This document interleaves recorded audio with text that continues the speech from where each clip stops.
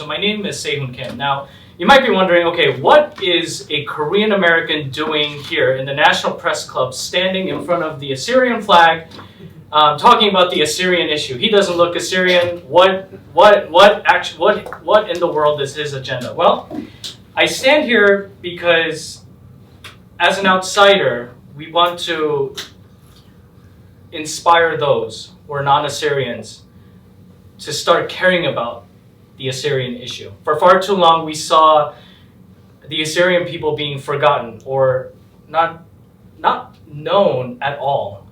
You know, one of the things that really surprised me during my work as a journalist, when I talk about Assyrians, people, and I'm sure all of you have experienced this, people will say, "Oh, Syria, yeah, we've definitely heard about that place, right?" When in fact, Assyrian history is so deep-rooted in humanity itself that one who actually looked at the issue would think, okay, well, how can we not know about this, right? But that's the unfortunate part. Not too many people know about the Assyrian people, and because of that, we have sort of been responsible as outsiders for the destruction and some of the suffering of the Assyrian people, both in Iraq, Iran, Syria, and elsewhere. So I also come here as an outsider today to essentially give you all an apology on behalf of all the non-Assyrians for causing all of this. I think to a point we were responsible for the lack of awareness, a lack of action, and also to a point, a level of apathy. Today I'm so glad to be joined by my fellow colleagues at the White House press corps here. More will be trickling in. We're so fortunate to do this event here at the National Press Club, also because, as you may have noticed, this is the first of its kind to have happened here. This is the first Assyrian Martyrs Day event here at the National Press Club where we remember and commemorate all those martyrs who have moved on before us. And so I'd like to congratulate all of you for being part of that history. And we're really much looking forward to hearing from the panel, and really looking forward to just hearing from all of you to give us and the members of the media the real education, the appropriate information that is needed for us to remember the Assyrian martyrs, of course, and bring out a solution for our policymakers into the future. After all, our job is to hold those in power accountable. And we would like to now use this opportunity, use that ability to remind our policymakers that they need to do something about the Assyrian issue. So lastly, I'd like to just give a shout out to Juliana Tamarazi. One of the reasons why I'm here today is because of her. I remember when we heard about Juliana years ago and her work, I didn't know anything about the Assyrian folks at all. And when I met her a few years ago at the RF Summit, especially after hearing that she was nominated for the Nobel Peace Prize, for those of us who have been focusing on the Middle Eastern issue, I mean, it's such an immense joy overtook us because of the fact that a fellow Christian, a fellow believer, but also a fellow persecuted person, right, as my people were persecuted at some point, strived so high. And so she remained as a great inspiration for all of us. And I'd like to also give shout out to Sam also for educating folks like myself continuously about the Assyrian issue, and we're so happy to be here. And so lastly, it is an honor to have the flag of Assyria here at the National Press Club for the first time displayed in the manner that we have right now. And I believe this is sort of a foreshadowing of what we will see in the future, possibly in the United Nations. And we'll probably, when the Assyrian issue is finally resolved, we hope to see you back in your homeland and to celebrate there as well. So without further ado, I'd like to welcome Mr. Sam Darmo. Thank you so much. Thank you.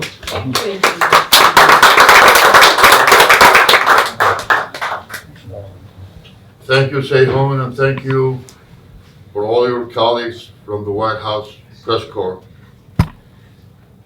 Yes, this is basically, and truly, it's actually a historic day for Assyria. First time at the National Press Club. And let's start with our speakers today. I would like to introduce Alvin Golpashin, who's gonna cover a portion of the history of Assyrian massacres and genocides committed against the Assyrian nation.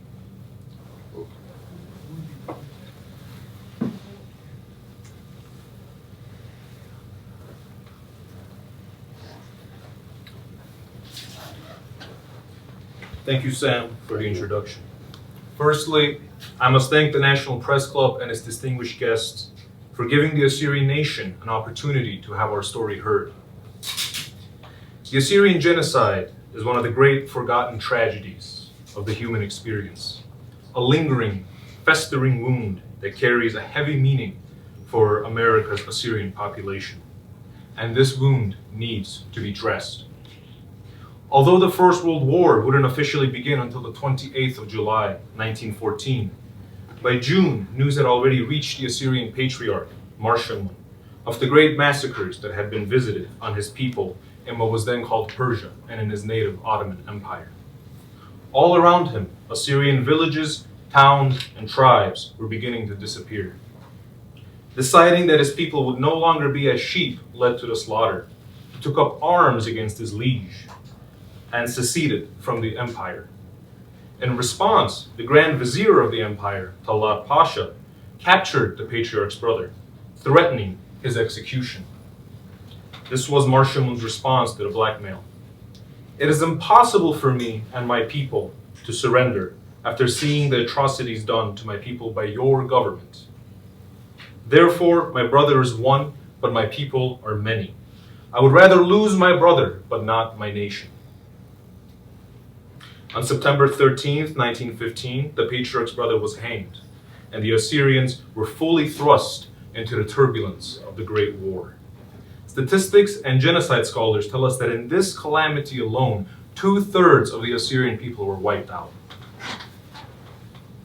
During this struggle, despite their unparalleled bravery, the Assyrian fighters under Marshallman's command were always outnumbered and outgunned. In his book on the Kurdish liberation movement, Masoud Barzani, the president of the KRG region from 2005 to 2017, mentions how there had been an agreement between his ancestor and Kurdish leader of the time, Abdul Salam Barzani, and Mar Binyamin Shimon, the Assyrian patriarch, as well as General Andranik Pasha of the Armenian liberation movement, to form a deal with the Allies for an Assyrian-Armenian Kurdish federation centered in Urmia, which had been shaken by the First World War. This dream was actually approved by the great powers, though sadly, he laments, upended by the warlord Simko Shikek, who invited Patriarch Shimon into his home on March 3rd of 1918, dined with him, and soon after, as the patriarch's back was turned, gave the signal to the assassin he had personally positioned on the rooftop to take his life. Had the patriarch lived and the confederation been formed, I do not believe the following abuses against humanity would have been possible. Still, even with all they had endured and the major loss of all their holdings and lands up to that point, a hope remained up until 1933, that the Assyrians could and would establish an independent Assyrian nation centered in Mosul, mere kilometers from the ancient Assyrian capital of Nineveh. This time, the newly formed Kingdom of Iraq would make certain such a dream would not come to pass. On August 7th, 1933, an army set out from Baghdad and took to murdering over 6,000 innocent and unarmed Assyrians in cold blood. Over 1,000 Assyrian women and children were taken as slaves and brought back to Mosul. Assyrian clergymen were tortured.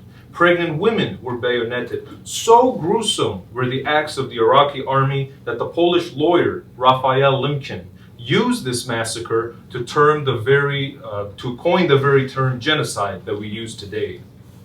Following this atrocity, later named the Semeli Massacre, for fear of further retaliation, all Assyrian cultural movements moved underground. Beginning on March 29, 1987, Saddam Hussein's Ba'athist regime began a concentrated effort to wipe out all who were deemed enemies of the state, principally the Kurds, Turkomans, Yazidis, and Assyrians. Nearly 2,000 villages were razed in the span of only 2 years, and 100,000 minorities murdered in cold blood, subject to torture and sham trials and executions. For the Assyrians, many of their villages and invaluable ancient churches were razed or destroyed, so as to make sure they would never return to the land. The intention, undeniably, was to not only remove Assyrians from their lands, but to force upon us a cultural amnesia, so that slowly but surely we would forget our language, history, culture, and even religion. In more recent memory, the situation has grown truly untenable. On August of 2014, ISIS razed St. Elijah, Iraq's oldest Christian monastery. In March 2015, they rigged the ancient city of Kalhu full of dynamite and turned thousands of years of priceless human heritage into dust within seconds. That same year, their sinister campaign against world heritage took to vandalizing the walls of ancient Nineveh, a biblically significant Assyrian city with a rich cultural past. ISIS thugs looted priceless religious texts, circulating them on black markets, robbing the future generations of the knowledge held therein. In 2003, nearly 1.5 million Assyrians still remained in Iraq, despite Saddam's and ISIS's efforts at emptying them out of their indigenous lands. Today, only a 15th of that, around 100,000, remain. All of them, most of them, in the Kurdistan region. This does not even get into the psychological warfare waged by ISIS against the minorities of the region, such as when, in October of 2015, they kidnapped 3 Assyrians in Syria, executing them on live television, while simultaneously kidnapping thousands of minority women, selling them into blatant slavery. Today, because of all this and more, the Assyrians have undeniably become a diaspora nation. And despite now residing in lands where they thrive alongside welcoming neighbors, the harrowing memories of their oppressors, the Ottoman Empire, and the Iraqi Ba'athist regime remain in the form of traumas passed on intergenerationally. Thus, I want to leave you all with this call to action. To learn the stories of your parents, their ancestors, and their experiences. We cannot simply deposit the past into the realm of the unconscious, hoping it will stay there forever. These stories have a magnetic nature of their own, and they will resurface sooner rather than later. Achieving that, I want to ask you to become lovers of one another's stories, sharing them with open minds and vanquishing biases and dogmas. Then, and only then, can the intergenerational traumas be fully healed and sublimated to something greater for the sake of this American dream. Thank you very much. Thank you.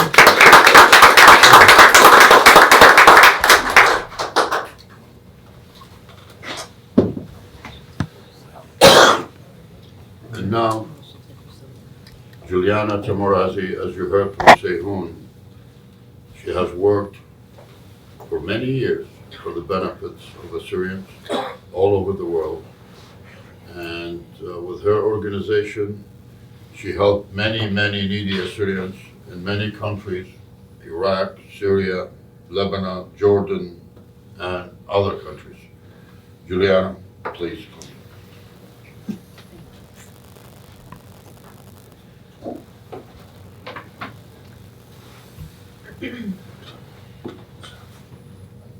Ladies and gentlemen of the press, distinguished guests, fellow advocates, I'm grateful to be here. I'm going to pose a question to our non-Assyrian brothers and sisters. How many of you had heard or had ever met an Assyrian before today? You're, of course. And the question to all of us, to all of you is, have you ever thought what would happen if a collective people suddenly disappeared off the face of the earth? What would happen if all of Assyrians were to die, God forbid, overnight? And why does it matter to the world? Why does it matter to you, non-Assyrians, if we were to vanish today? Why should you care? The immediate answer that comes to my mind is because when a civilization vanishes, a language dies. When a language dies, a worldview dies. And when a worldview dies, your own worldview becomes more fragile. You should care, in my opinion, because we are Assyrians, one of the last remaining links to the cradle of human civilization. We still speak a form of Aramaic, the language of Jesus. Our music, our rituals, our cosmology, they are not just cultural artifacts. They are living codes of human diversity. If you want to understand what happens when a people are erased, not just killed, but forgotten, look closely. We are the microcosm of what happens when power overwhelms memory. And when enough peoples vanish, truth itself becomes unstable. Your job as a journalist, those of you who are journalists, isn't just to document what's happening. It is to preserve what might never happen again. We Assyrians are here today to ask you to use your words, your voice, to help save this civilization, our nation, our beautiful Assyrian nation. Yes, you do have the power to do so. Your coverage of this day is evidence that we Assyrians are here observing August 7th, Martyrs' Day, here in the most powerful city in the world. Let me ask you one more question. What makes a story worth telling? Anyone? What makes a story worth telling? Anyone? Sacrifices. People. Sacrifices? People. People. The living people. And the memory of the people who are no longer with us, yes? And what if that story is ancient, invisible, and nearly erased? On August 7th, 1933, as you heard, the town of Semele and its surrounding villages in northern Iraq fell silent, their streets soaked in the blood of the Assyrians, murdered by the very state that had sworn to protect them. This was not merely a massacre, it was a strong message that the Assyrian lives did not matter, that the world could continue massacring others because no one heard the cries of the Assyrians. We cannot ignore the massacre which led, as you heard, Lemkin to coin the term genocide. So what is our core message today? The message is that we cannot forget the stories of this massacre, Semele massacre. If so, to forget the victims, we cause them to die yet another death.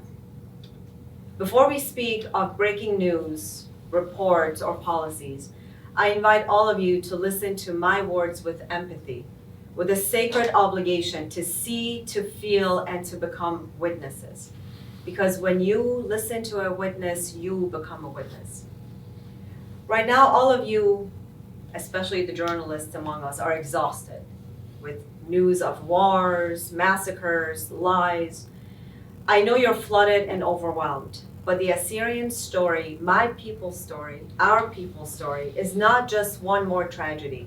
It's the key to understanding why so many stories are not being reported of the minorities in the Middle East. I'll give you a quick story of Ivan. When Ivan was a toddler, the Islamic State of Iraq captured him, kidnapped him, held him for ransom. He was an Assyrian child. The family sold everything, paid the ransom. The terrorists did not give the child back. They told the family, go find him in a garbage can in this part of Baghdad. The family frantically looked for him. They found him. They fled to Syria. When he was a child, again they kidnapped him. Another group. They found him again in pile of garbage. This is not an isolated story. These are stories that are repeated over and over again of the 1.5 million Assyrians that lived in Iraq. We cannot forget Ivan's story. We have to make sure that these memories are remaining among us. We talk about them, and we make sure that those who passed away, those who were executed, were not done. They did not do that. Their blood was not shed in vain. Now, I'd like to give you very briefly statistics about Assyrians in the region. In Iran, prior to 1979, we had 50,000 Assyrians. Today, we only have 3,000 people left. I remember when I was in middle school, school officials would try to force me to say the Shahada. That could, obviously, you all know, converts everyone to Islam immediately. And of course, I would refuse to do so. I lived in fear until 1989 when I escaped to Christendom. Today, the once vibrant Assyrian heritage of Iran, the very cradle of our culture and literature, what we call Dargishtut Marduta, teeters on the brink of extinction. In Iraq, prior to 2003, we were 1.5 million. Today, we're barely 100,000 people left. The remnants live in the Nineveh Plain, in Nohadra Dohok, in Arba'ellu Erbil, in Kirkuk, in Mosul, and in Baghdad, clinging to enclaves for survival. They have endured genocide, displacement, demographic erasure in the hands of Arabs, Shabaks, and some Kurdish tribes. Sharia law impacts their religious identity. How? When a person, an Assyrian Christian, converts to Islam, their children automatically become Muslim. That is violation of their human rights, their religious freedom. Syria, very hot in the news, unfortunately, for terrible things. The country is now being governed by Islamic governance. The recent attack on Mar Elias on June 22nd bears the hallmark of Our Lady of Salvation Cathedral attack, which happened on October 31st on our All Saints Day, where over 50 people were killed in the hands of 8 Muslim terrorists.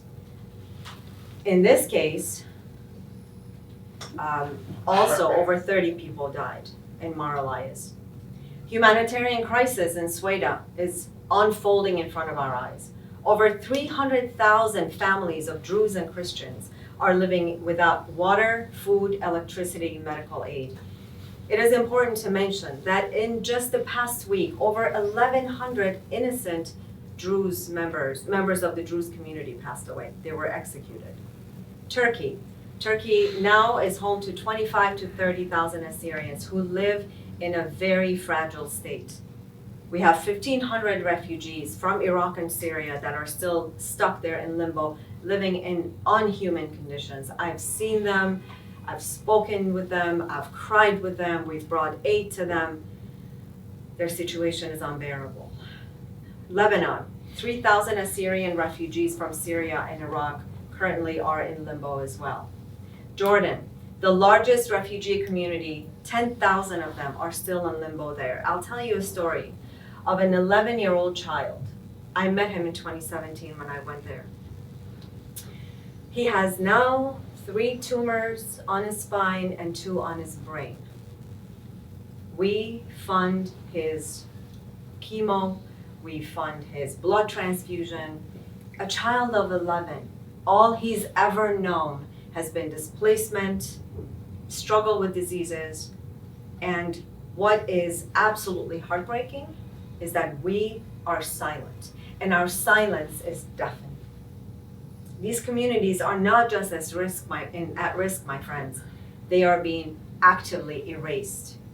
Elie Wiesel, the Holocaust survivor and Nobel laureate, said, "The opposite of love is not hate, it is indifference." Another Holocaust survivor, Emmanuel Levinas, said, "The face of the other commands our response." So here is my call to action to our friends who are here. Please report on crimes committed against the Assyrians and other minorities, Yazidis and Druze and Alawites throughout the Middle East. And please push the lawmakers to craft and enforce policies that protect and uphold these communities. Reach out to local journalists. Don't just report on talking points from the powerful people. Reach out to victims, to local journalists who will tell you the truth. This isn't about political left or right. This is about right and wrong. It is about human dignity. In this case, in our case, it's about the Assyrian dignity. So here's my direct appeal. You, my journalist friends, have the direct power to shine light where darkness has taken root. Tell these stories that you hear today. So what happens when we don't see the faces of these victims? When no one is watching? When the headlines move on so quickly? When our grandchildren in the future ask what we did in this lifetime while the oldest, the ethnic community on earth was being erased, what will we say?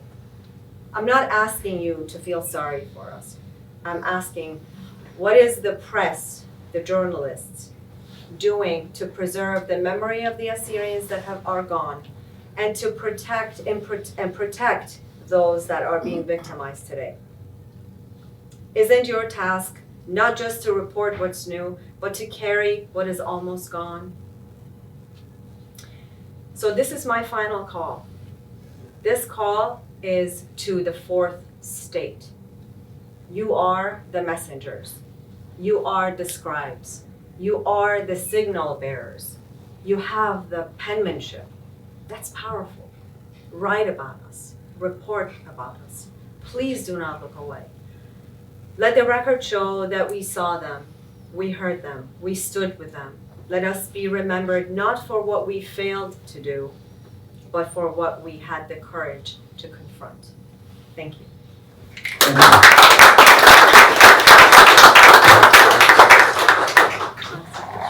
Thank you. Our third speaker is a journalist and an activist, very well known, Stephen Nabil. Thank you very much.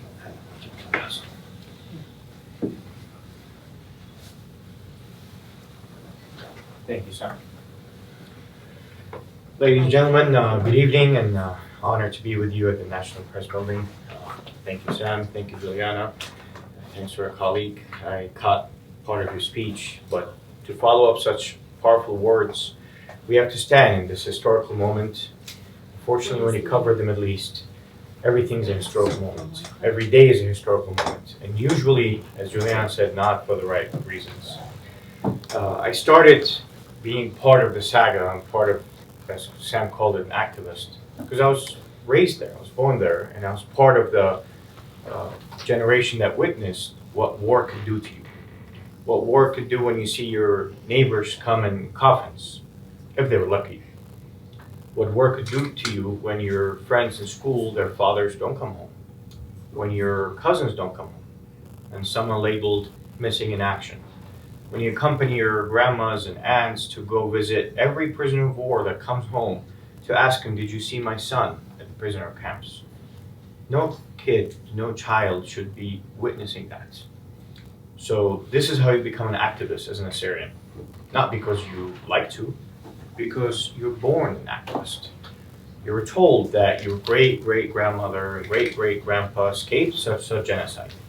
You were told, thank you, you were told your cousins didn't make it. Your tribe is decimated. Oh, we were in this village. No longer, because so-and-so killed us 100 years ago. So you're a born activist.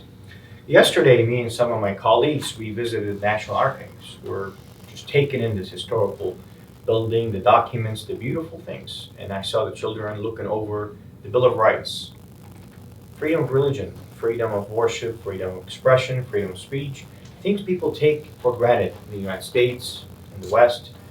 But now, and in the past in Iraq, people as Assyrians, as other Christians, other minorities, even many of Iraqis, yearn for it and dream that they could have that one day. And they still don't. I wanted to highlight some things that are happening right now. Beside the normal stories that you hear about, I'm very interested in the systematic stories that are happening to Assyrians and specifically, and also all the Christians and minorities in Iraq. ISIS was defeated militarily, and I specify and emphasize on militarily because the ideology behind ISIS was not an ideology of a gang, of a mafia, it was an ideology of an extremist. Someone that could rise up and kill anybody, even if he's his own faith that disagrees with him. So imagine, I met these orphans. They're Muslim orphans in Tel Afar. They're Turkmens. They're Shia Turkmens. Their uncle killed their father because their uncle was a convert to ISIS's way of ideology, a form of Sunni extremism. He killed his own brother and orphaned his sons. So imagine what that person was doing to his neighboring Christian villages. So I'll let you just take a minute and imagine what he was doing. Many of the Syrians and Christians who were in Mosul, who were in Nineveh Plains, did not have the courtesy to run away. They didn't. Many of them woke up and saw ISIS flags in their neighborhoods, in their streets. They were in panic. They didn't know what to do. They started escaping, and you know what they told me? The ones that made it out alive, that we had to plead and beg ISIS members to let us take our kids with us. And some were not successful. Christina, a 3-year-old kid, the ISIS commander said, no, your daughter is beautiful. I want to keep her as my own daughter.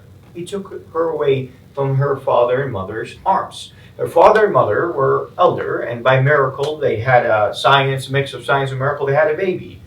All of a sudden, she was taken away from them.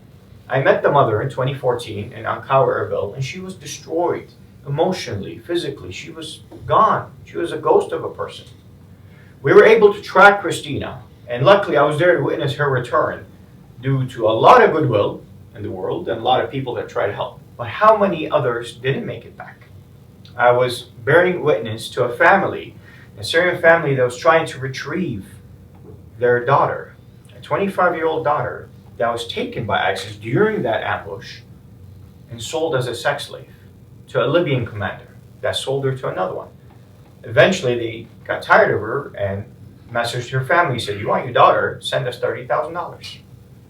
Yeah, Assyrians and Christians were sold as products. We're talking 2014, talking now. We're not talking 100 years ago. You know, a lot of times you go to Holocaust museums and different museums and we watch Hotel Rwanda, we say, thank God, that's probably not going to happen now. The world is different. The world is not different. I got news for you. The world is not different. Obama administration could have flown 2 F-16s. I'm not a military expert, but everybody I asked, 2 F-16s would have done the job and saved the entire Nineveh plains, or at least gave them a day heads up to run away. We stopped the attack. Well, they didn't do that. He didn't do that. You can watch and read the books written by the U.S. commanders who were in field in Iraq, in Baghdad in 2014.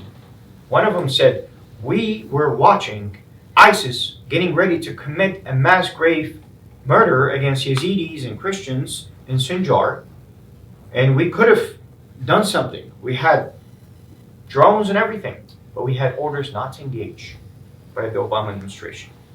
So this is the world we live in. That these generals were shaking that they could stop it. They were told not to engage. Not yet.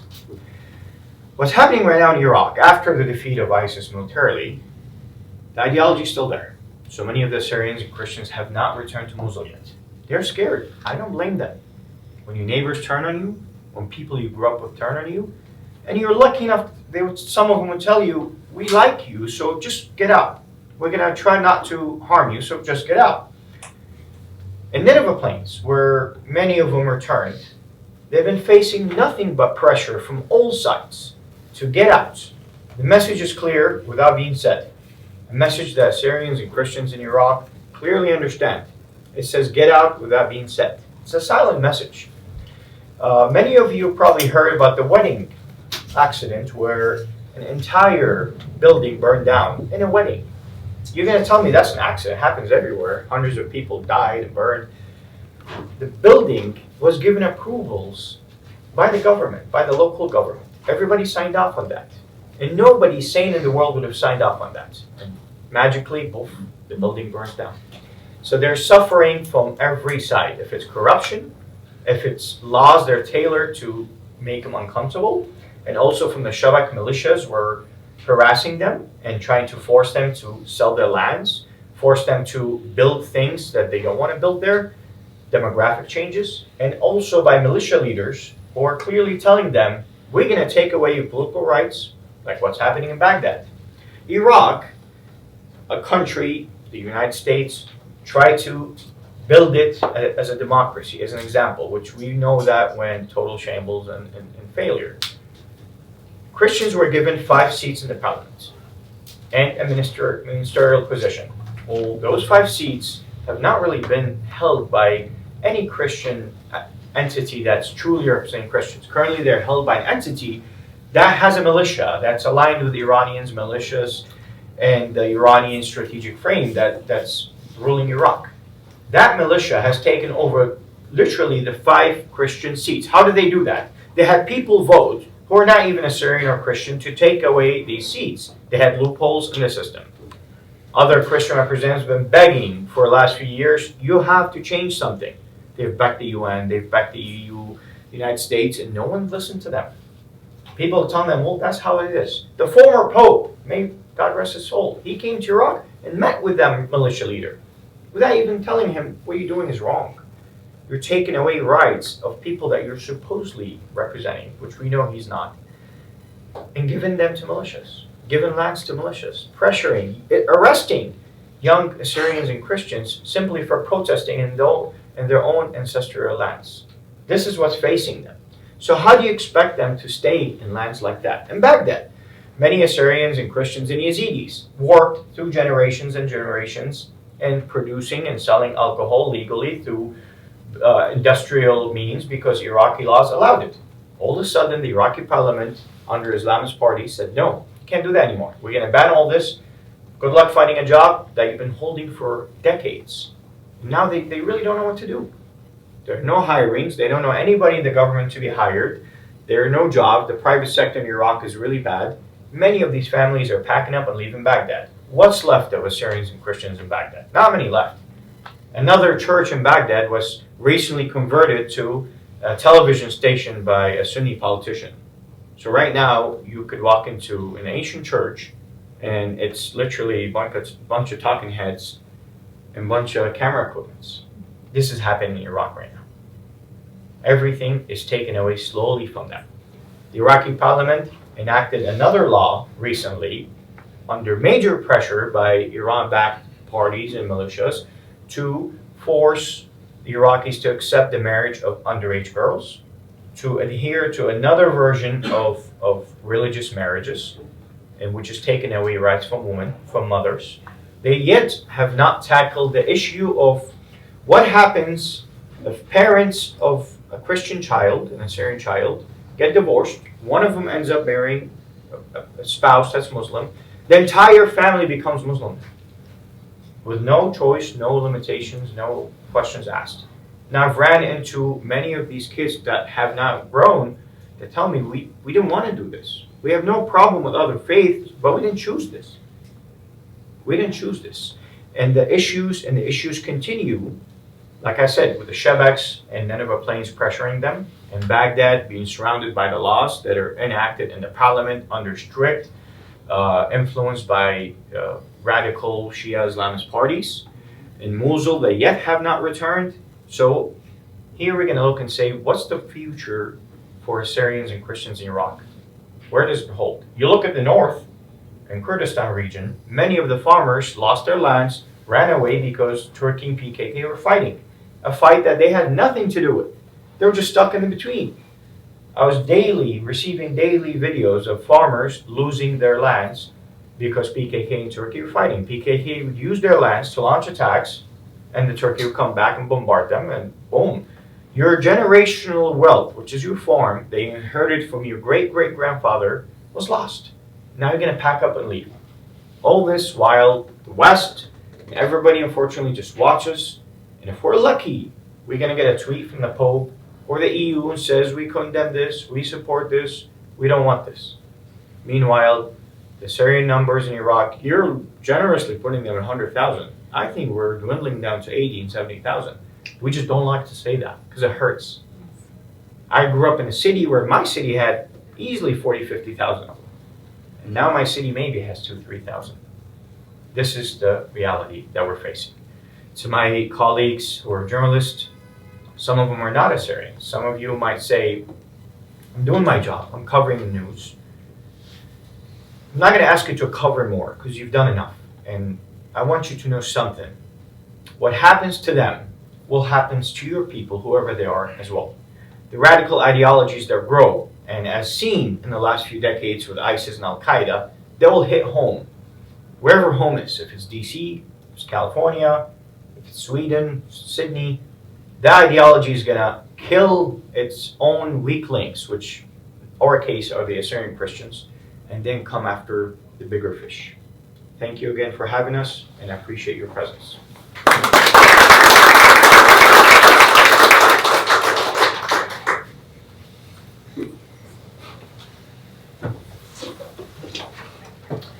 Well, thank you everybody for listening to our great panelists. Now, I think we need to do a bit of a discussion, but before we do that, if anybody does have a question, please raise your hands and we'll be happy to take your question for the panel. I'd like to just thank first and foremost everybody here, especially Sam.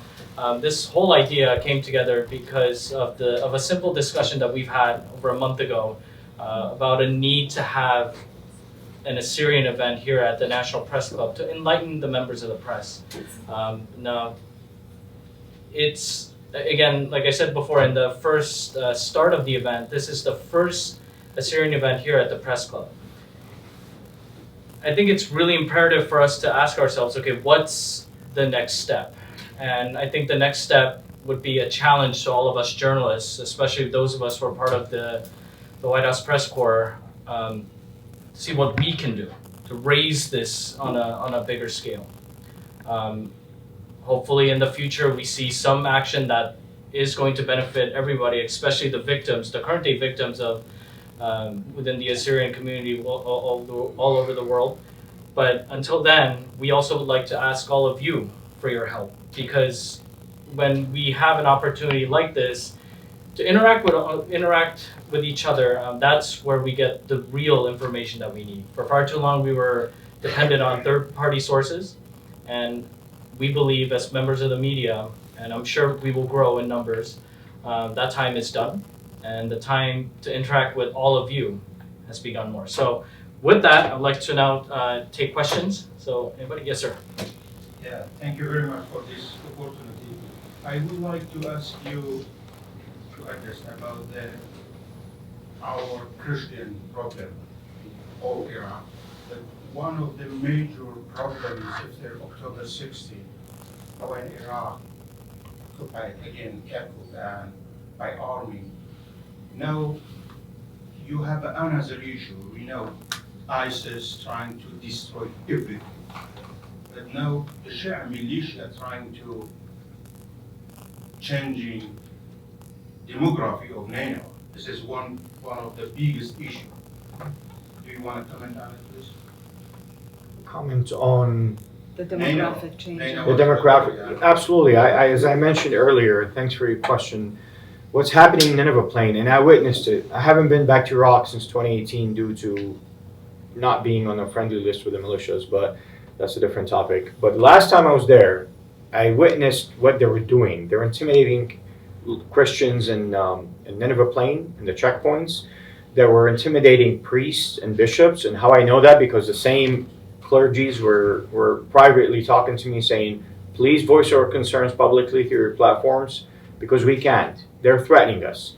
We cannot object to anything they want to do. What they're doing, they're trying to take lands that are not for sale, not for build, and build homes, import people from other parts, and put them directly in the middle of Christian towns. Something that they copied directly from Saddam Hussein's playbook in Kirkuk. He did the same thing. He was trying to empty Kirkuk from its minorities and the Kurdish population and Turkmens and Christians and Assyrians by bringing Arabs from the south. So it's funny that the Iran-aligned militias always cry about Saddam, and they copy exactly what Saddam did. And one of them was the demographic change. They're trying to do that in cities like Kirkuk again. They're taking away farmlands, supposedly giving them back to rightful owners, which they can fake. Another interesting topic, they were taking lands confiscated by the state decades ago from Jews, Christians, whoever the state wanted to take lands away from, and giving them to the what's called as Waqf Shi'i. The one Waqf Shi'i is the authority that controls all the properties and things of value of the Shia Waqf. Now we're talking billions of dollars and lands throughout Iraq. So it's a systematic thing. Once it comes up to the light, everybody in the local governments, wherever they are, they try to condemn it. They say we can investigate. Well, we all know it's quietly being done to erase the identity of Iraq, and having an Assyrian and Christian minority and other minorities does not bud well with the idea that Iraq is diversified. No, they don't want that. So they're going to do everything they want to clear Iraq and paint it as this Iranian-controlled country. What's happening in southern Lebanon? You talk to southern Lebanon, a lot of people will tell you, well, Ayatollah Khamenei is our leader. And this is what Iran wants to be done in Iraq, and unfortunately it's getting its way right now.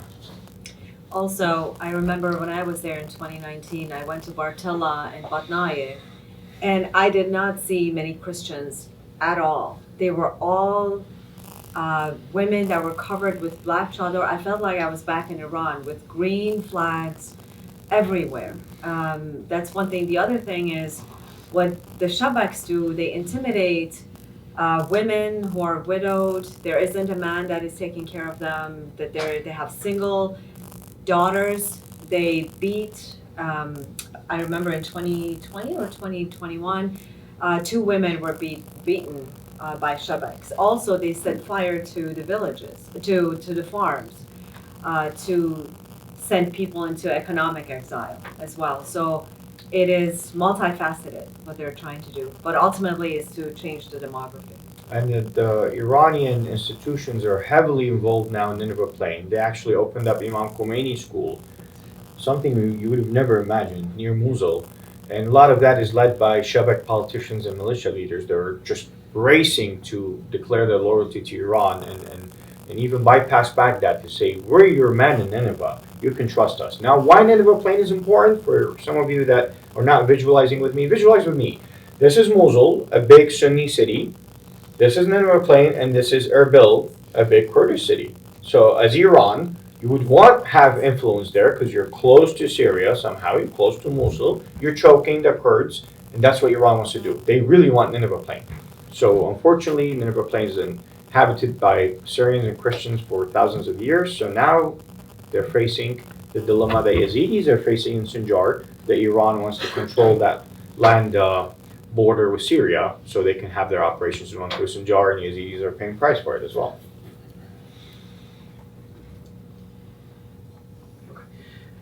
So I'd like to just ask all of you some questions that we got from our folks online.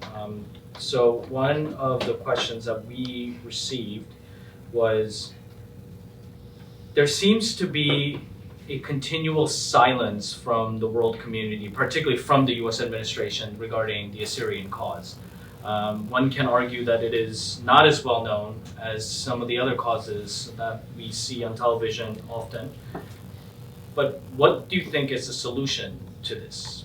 And the comment goes, because it seems that the more silence continues, the more people will lose their lives in various parts of the Middle East. So what is your, I guess the question is asking, what is your solution to this? And what is the what is your essentially your message to the Trump administration? If I may take this. So I was in Israel with a former member of Congress, and now he's former, he was at the time a member. And obviously I was talking to him about seeking assistance, and he's been to Iraq many times, and he said, look, and we were in fact looking over Golan Heights. He said, look, Juliana, your people are dispensable people to the US foreign policy. Until you find a way to become indispensable to our policy, we're not going to help. Now, let's keep that in the back of our mind. I think in my opinion, one of the solutions is to form a bond with the Christian churches in the US and throughout Europe, and go on a united front with serious appeals to not just the US, but also to the EU, and that's one way. The other way is for us to form a bond with other persecuted peoples, Copts, Yazidis, in this case, the Druze, for us to work together, because if we're few in numbers as Assyrians, we have to enlarge this group and create a very large coalition of a group of persecuted peoples in order for us to be heard. Because, the country may look different or may be different, but the systematic erasure of our people is the same. So those are two options that I think. One, forming an alliance with the Christians. The other is forming an alliance and working together on a united front with other persecuted peoples. And you? I spoke on this a little bit earlier because you asked specifically, why is our story not heard compared to other stories? I've been in this country for 18, 19 years now, which isn't really enough time, I think, to start the healing process, as I hinted in the speech. Because, so I'm a psychology student right now, right? Like, why do we do therapy? Why do we go talk to someone? Why do we connect with people? Why not just talk to the wall, right? Because I think you said Korean American, you can connect with me on various things relating to the Assyrian issue, but the Assyrian fabric is quite new to this nation. We've only recently become a diaspora nation. It's true, my ancestors were here since 1910 or something, but they went back, they didn't stay. And my family was reintroduced to the United States only not even a full 2 decades ago. So I think there hasn't been enough time. I'm glad to see that we're having events like these, entering the media space, but at the same time, we need to be fair-handed and, like I said, share our story, but at the same time, take stories from other nations and find common ground, like you said, with Israel. So, yes. So, sorry, I have one more question that I received from a colleague of mine who's a correspondent in the United Nations. And he asks, and again, this might sound a bit aggressive, but so again, he's also asking, in about 2 months or so, we will have the United Nations General Assembly. So again, General Assemblies have been happening for decades, and we're still seeing atrocities like this continuing on. And I'm sure, I know for a fact that the Assyrian issue has been brought up in the past, in some way, shape, or form in the United Nations. But despite that, nothing has been done in order to alleviate the situation. So his question was, do you think the United Nations has lost its value in terms of helping the Assyrian people, given the fact that the General Assembly is going to be happening in less than 2 months now? And number two, if the UN decides to do something, what is your message to the United Nations, especially to the incoming General Assembly participants in September this year? Let me take that. The United Nations was known for decades as an institution of power, an institution that determines the future.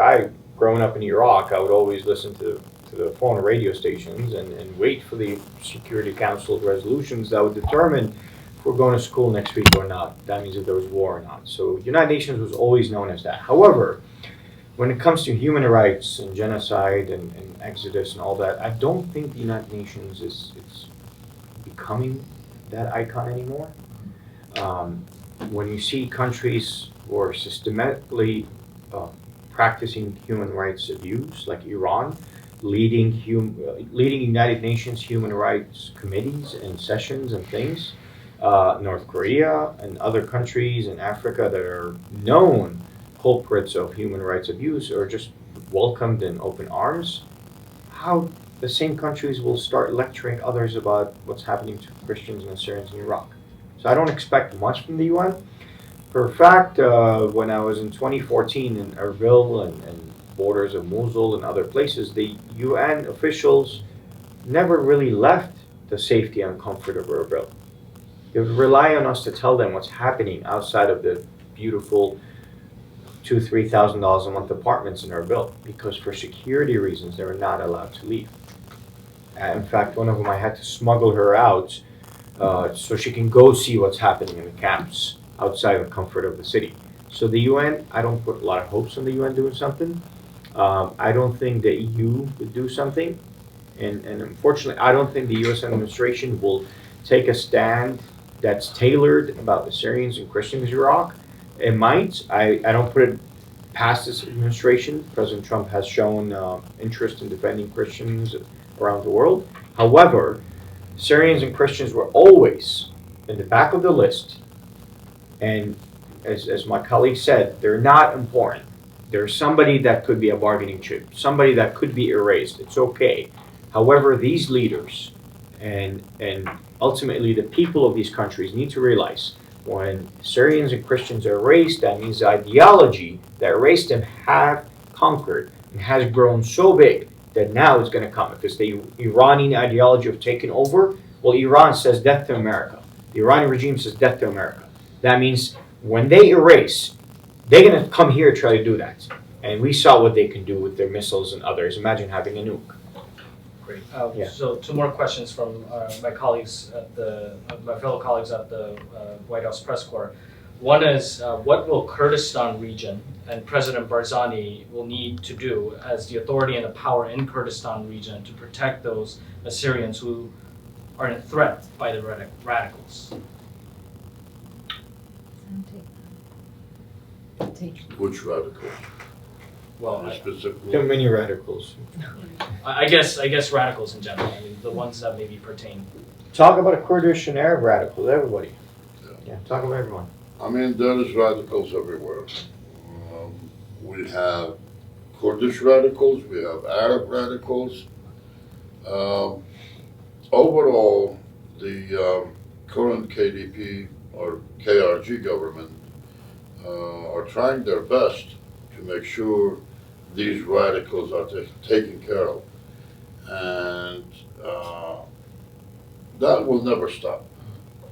This is the Middle East.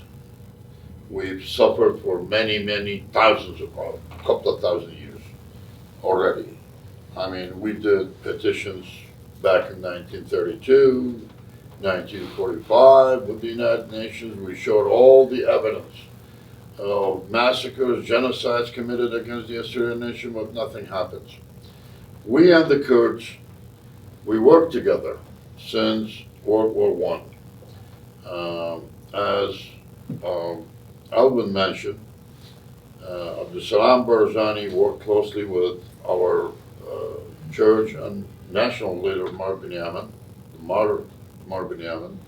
Shumum, and Antranik Pasha, and they agreed to establish a confederation, an Assyrian, Armenian, Kurdish confederation, with the help from Russia. But then after the Russian Revolution in 1917, that plan was eliminated. We've fought alongside with the Kurds for many years against the Ottoman Empire, against every Iraqi government. And for many years, we give so many martyrs. And I know that the Kurds are much higher in number than we are. We are going to Erbil in September with an Assyrian American delegation. We're going to discuss some issues with the KRG government. There's some things that they need to do more for Assyrians in that region. And because we have worked together and we fought alongside each other to, against all governments for our own rights, for the rights of both of us. So we respect their rights. They have to respect our rights. And they are doing that. They are doing their best, and there's few things more that we need to work with. There's the question of land encroachment right now. There's the question of who is electing, appointing people that are not, we don't want KRG to appoint ministers that our people do not agree with.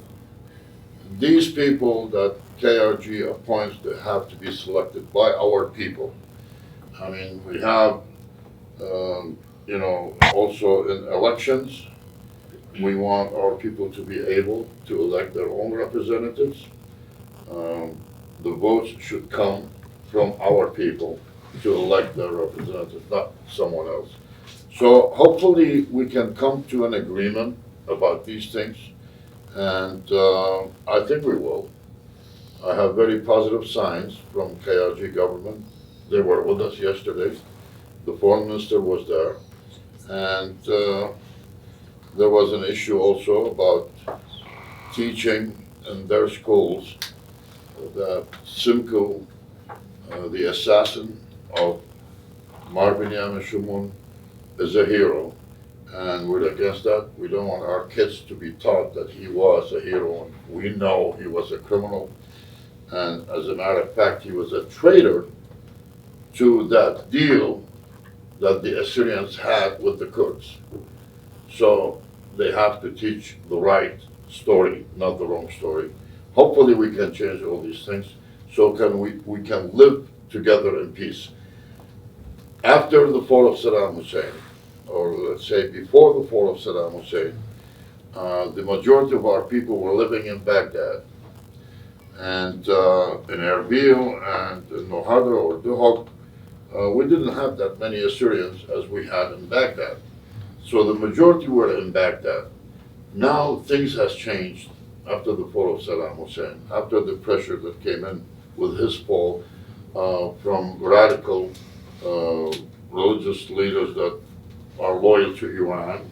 So Basra now, for example, we had a church, we had a club, we don't have no Assyrians living there anymore. Baghdad, our population is probably, what we have left in Baghdad is not even 5% of what we had in 2003. But now the majority of what Assyrians are in Erbil and Duhok, that's where they are living right now. They had to escape all this, bombing of churches, threats, and also confiscating their homes by the Shia groups, the militia groups that are loyal to Iran. So hopefully things will change and we can live in peace, not only in northern Iraq, but everywhere in Iraq. And I'm hoping, I always advocate for the U.S. government to try their best to end the influence of Iran in Iraq. This is the most important point. Iran's influence in Iraq has to be ended. So every Iraqi, whether Arab, Kurd, Turkmen, or whoever, or Assyrians, they can live in peace. So the next question regarding that, one of my other colleagues has sent is this regarding Iran. There is a conversation, let's just call it, in DC, that President Trump will be in contact more openly with the Iranian regime in the future, possibly. I mean, there was a talk about that in the past, but with the current situation, it seems like there will be another one in the future. Realistically speaking, and I think, Juliana, you can maybe answer this, you're from Iran. What are you hopeful that President Trump may be able to bring the Assyrian issue during his talk with the Iranians? And also at the same time, if he does, what is your recommendation for him during that discussion? I think in order for him to bring this issue up, we need to reach him. So we look to people like you, to Sam's connections, for us to create that opportunity for us to in-depth inform him. I don't know how informed he is, frankly, about our situation in Iran as well as in Iraq. And to be frank with you, look, Assyrian Iranians are living there as constitutionally recognized people. They even have a representative in the parliament who is a yes man for Iran. We are second or third class citizens. Our churches are monitored. The speeches of the pastors are monitored. Our pastors, under Sharia law, obviously, are not allowed to preach Christianity to non-Christians. So, frankly, I think the will of most Iranians and the will of the Assyrians is for this regime to be dismantled. And that is when I think their roots that they have planted in Iraq might be severed. And in order for Assyrians to be free in Iran and in Iraq, the regime needs to change personally, and most of Iranians feel that way as well, within the country and outside the country. But I think the first step is for us to have that opportunity to speak to him, to inform. Might I add a little bit to that?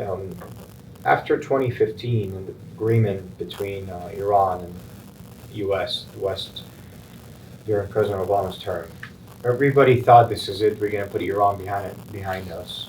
Iran went on suddenly to take control of what was known as the Shia volunteer forces to fight ISIS, take control, recruit them into organized militias, doing all that within the year 16, 17, and in 2018, use them to enter the Iraqi parliament elections, and for the first time, take seats under the pretext of militias in the parliament. Fast forward to 2025, they have 285,000 members, part of what's known as the Popular Mobilization Force Committees. Recently, they were pressured not to pay them in dollars because they were smuggling the dollars to Iran and Hezbollah. They have companies taking public contracts, and they're smuggling oil as of Treasury's recent sanctions against Omid, a businessman, multi-businessman who was running a shadowy fleet of smuggling Iranian oil by mixing it with Iraqi oil.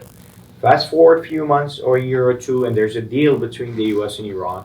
Iran will continue building its empire through Iraq, using Iraq's money, Iraq's oil, Iraq's resources, under the pretext of we share a faith with the Iraqi Shia, and we are the leaders of the faith, so you listen to us. And that's when they're going to start reverting back to their ways, whichever they are, long after President Trump or whoever comes after him will be gone from the administration. So making a deal is pretty much kicking the can down the road. You either drain them, and their only last strong source left is Iraq. They're getting their money from Iraq. Stop that. Stop their smuggling of oil. Stop their smuggling of dollars. Stop their contracts. And stop letting them bring China into Iraq to take all public contracts. Now, President Trump always talks about China as being #1 nemesis for America in the Middle East and Europe and other places in Africa. Well, China's taking public contracts from Iraq through connections they're making with Iran and their militias. So it's a little bit more complex. Thank you. We're slightly over time, but before we finish, I would like to just remind everybody there are refreshments in the back. And also, thank you, all of you, for just participating in this historic event, and I'm sure many more to come. And I'm so happy that some of my colleagues, some had to leave early because we heard that there's a gaggle in the White House that just happened in the last minute. But some are still here and they'll be happy to interact with you. I think before we end, and again, I'm by no means an Orthodox Christian, but this is probably the right time to display this today. It's the icon of our Lord and the great Theotokos for the Martyrs' Day.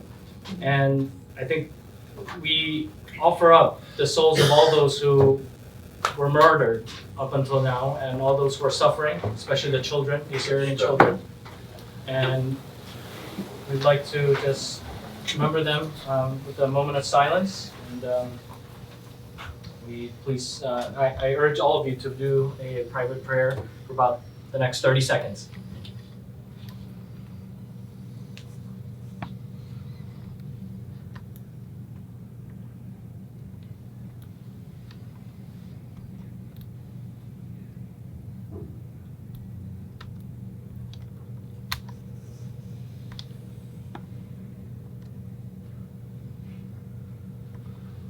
Thank you.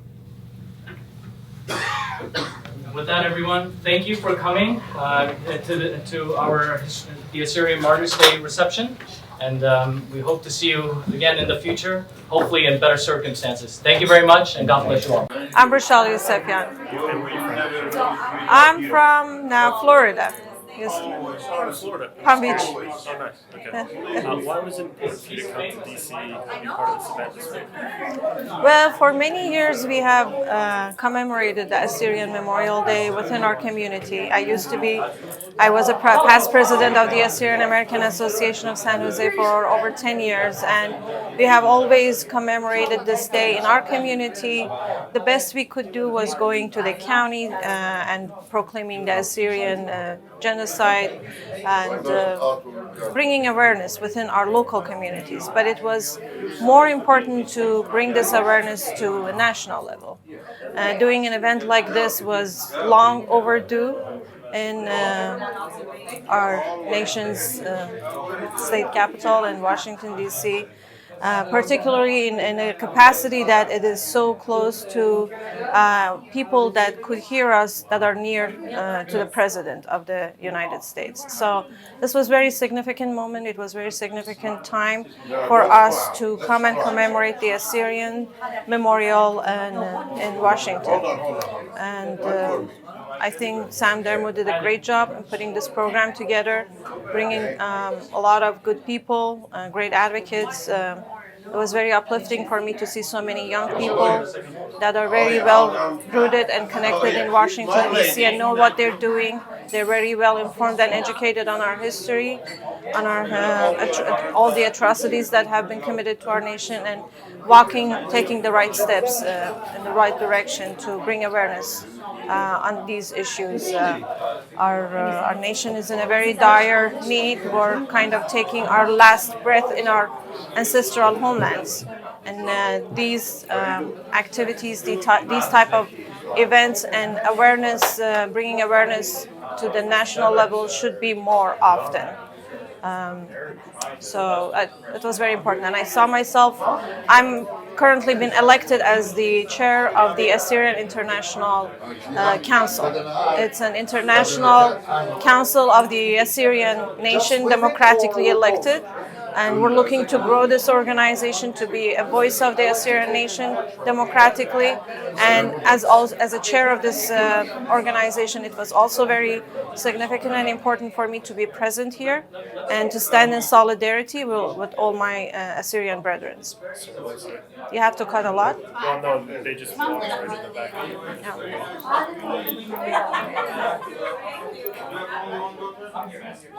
Okay. Do you guys mind if we have just 2 minutes? Please. Sorry, just You want to start again? I just have one more question.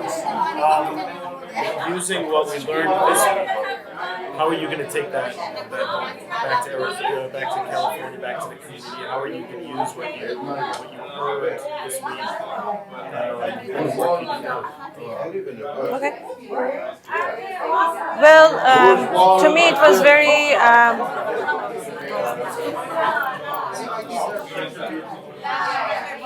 This event. You can look at me now. Okay. Well, this was a very good opportunity for me to get to know all the people, all the activists within our community that are doing the right thing. And as I mentioned, my role within Assyrian International Council is to bring the Assyrian activists together so that we can work on a common platform and coordinate our efforts together, not to duplicate, but to echo our efforts together.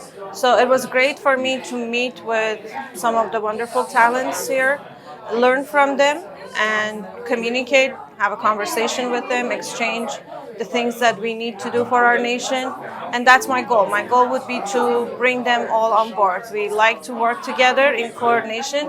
It's been far too long since our nation has tried to work together. It's way overdue, and we have to start doing that now.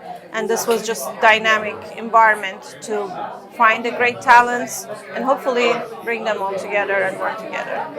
I think they're doing a great job individually as they are. I think Sam Darmo is doing a magnificent job in outreaching, particularly being so close to President Trump and his cabinet and his and all the people close to him. However, we need to do that on an international level. We need to be working more cohesively and collaboratively together as a nation. Is there anything else you want to add about this week? Want to add about this week? I think this was a great step, great start, and it can only be improved better. I think. Hold on.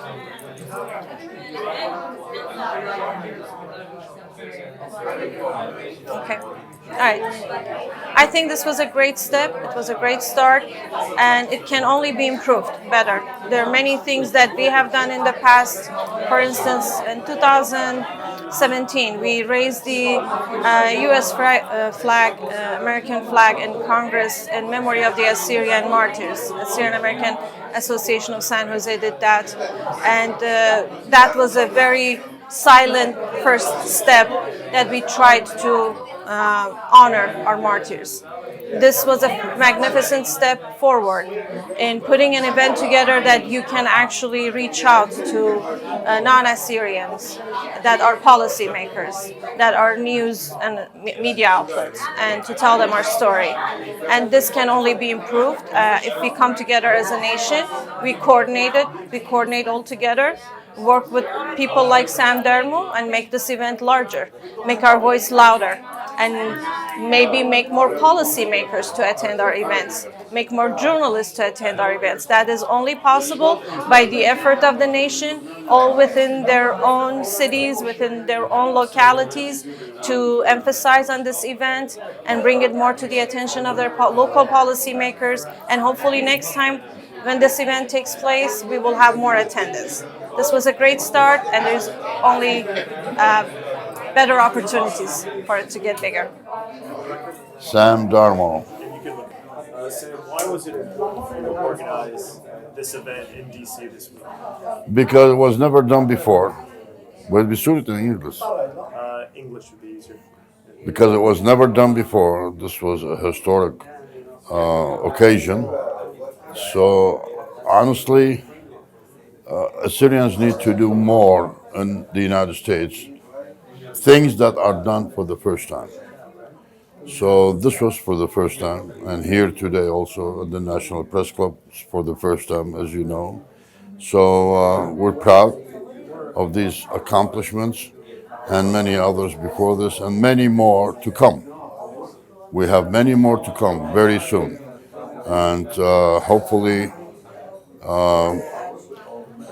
the Assyrian advocacy will be in the right place, the right time, and will be much more successful. You added the National Press Club this year. That's usually not an event that Assyrians add in their agenda. Why was it important for you to have a media event? Well, I always depended on the media. You know, the media is very important. So I always depended on the media. I mean, back in 2002, and I had maybe hundreds of interviews with radio stations, TV stations, American TV stations, and about the Iraqi war. So media is important, and that's how I delivered the Assyrian message through the media, all major networks. I mean, that's very, very important. How are you going to use this momentum from the past 2 days in the work that you do in the future? I'm so happy, especially when I see all these happy Assyrians joining us, traveling from all around the United States to come and support these kind of events, and looking forward to do many more. And the next one is going to be actually, we will have a photo opportunity at the Oval Office with President Trump soon, hopefully. And we will be all wearing Assyrians for Trump t-shirts. That's going to happen. Tell us about, you said there's stuff in the works, stuff coming up. Besides that photo shoot, what else is coming up? We are working hard through our connections with the Trump administrations, with our lawmakers, our representatives, to make sure that Assyrians is always remembered when any action is taken by the U.S. government in Iraq and Syria and Iran. They should remember the Assyrians. They should, decision making. Assyrians should be included in every decision that they make, especially if they decide a new map for the Middle East. If that's happening, we want to be in that map, basically. How do you think the past 2 days went? What's your assessment of the past 2 days? Was very good. And as I said, I'm so happy to see all these Assyrians coming from all around the United States. And was it for the first time in the U.S. Congress, memorial for Assyrian Martyrs Day, that was the first time. And also the first time at National Press Club, and we had a visit to the White House this morning for like 22 Assyrians. They were so happy to see the White House. And I'm so happy. Tired, but happy. But we're not gonna stop working. Things are coming up. Many things are coming up. Good things for the Assyrians and for the future of the Assyrian nation. Is there anything else you want to add we didn't talk about? Anything else you want to add? Thank you so much, Joe. You've been with us for 2 days now. You've worked very hard. We're proud of you. And we're proud of everyone just like you. We have several people who are in journalism just like yourself. And we're proud of all of them. And you especially for what you have done for the past 2 days. And what you have been doing. You reported from the White House in the Assyrian language, and I love that. Good job, Joe. We're proud of you. Thank you.